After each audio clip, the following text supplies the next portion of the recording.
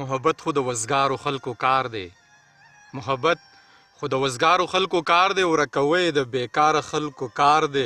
چاپلوسي خو د بنده بندګیري ده. غلامي خو د مردارو خلکو کار دی.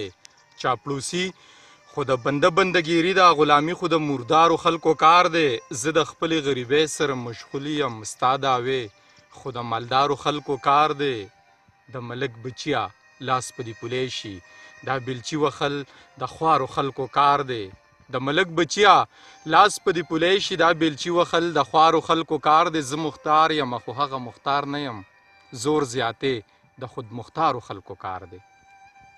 د وصال د مازدیګر ګرانو ملګرو ګرانو مینوالو له خپل ملګري نیازر خان لخوا سلامونه واخلئ. روغ به یې جوړ به یې خوشحاله به یې. ستاسو مینه مونږ دغې لارې ته چامتو ساتي او راغلی یم په دغې دنګو دنګو غرونو راوړېدلی یم. بونیر ته راغلی یم بام پوخې ته. دلته زمونږ د قدر وړ یو ملګری مختار حیران رور اوسیږي او منیر رور نه به مو کله کله د هغه شاعري اورېدله او په زړه به مو لګېدله. نو غوښتل مو چې د هغوی نه ښکلي ښکلي شعرونه ریکارډ کړو او بیا دغه شعرونه راواخلو ستاسو سره یې شریک کړو. عموما هم په داسې خلکو پسې تګ کړی دی چې هغه د دغې شیشې نه د دغې خلکو نه ځان له د رزق تکل کوي او بچو له رزق ګټي خو د هغې سره سره شعر هم لیکي خو مخامخ نه وي. نو غواړو چې دغه سړی ستاسو سره در مخامخ کړم ښکلي ښکلي شعرونه ترې واورو او په شریکه ترې په دې ښکلي فضا کې خوندونه واخلو. مختار صاحبو سلامونه مو واخله. وعلیکم سلام. ډېره مننه نیازک خان بھائی. ستاسو شکریه ادا کوم چې تاسو په دې حالاتو کې په دې وخت کې چې څوک خپل غمونه نشي وړی تاسو د پښتو غمونه په سر اخیستي دي او ګرځئ را ګرځئ وخت خپل خرچه خپله خرڅه خپله. تاسو ته زه د خپل طرفه په دواړه لاسه سور سلام پیش کوم. ډېره مننه مختار صاحب. دغه مینه مونږ دغې لارې ته چامتو ساتي. الله دې وکړي چې زمونږ په دغې بدن کې دغه ساګانې ښکته پورته کېږي نو مونږ به ګرځو په دغې د کار خلکو پسې به ګرځو. شعرونه به راټولو د کار خبرې به راټولو او دغې پښتنو ملګرو سره دغې نړۍ ته به یې ورښایو. غواړو چې څه شعرونه راته ووایي چې خوندونه ترې واخلو. مننه. دا خو د غزل یو څو شعرونه دي دا درته وامه چې د شهادت مرګ له پخپله نه ځي هغه د ښې مخې له ګله نه ځي. تا چې کشمیر او فلسطین ته لیږي تا چې کشمیر او فلسطین ته لیږي هغه سړی ولې پخپله نه ځي. ډېر ښه دی ډېر ښه. تا چې کشمیر او فلسطین ته لیږي هغه سړی ولې پخپله نه ځي چې افغان ټول د پښتنو خالي کړي ګلبدین داسې د کابله نه ځي. ژوندي بوتان دي دا واړه خدایان دي اوس منصورې ته څوک پاګله نه ځي. ډېر ښه. دوی په اسلام آباد واغستو دوی سره اوس خلق منزله نه ځي. واه ډېر ښه دی. دا شعر راته بیا ووایه. ډېر ښه شعر دی. اسلام آباد واغستو دوی سره اوس خلق منزله نه ځي. چې پردی ملک ورانی په نوم د جهاد چې پردی ملک ورانی په نوم د جهاد مختار په نوم پسې هیڅ کله نه ځي. ډېر ښه ډېر زبردست ډېر ښکلی. یو غزل دی دا درته ډالۍ کامه.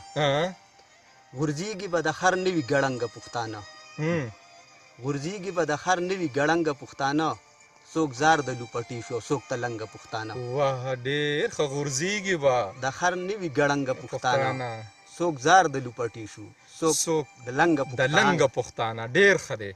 داوله د وطن کیسرو ورونه ورله راوړه داوله د وطن کیسرو ورونه ورله راوړه د نوم مذهبي خلقو کړه بدرنګه پښتانه. واه ډېر ښه دی ډېر ښه. ته څنګه د کشمیر جهاد له لاړې ژوندی رالې ته څنګه د کشمیر جهاد له لاړې ژوندی رالې د مرګ نه بغیر نه راځي د جنګه پښتانه.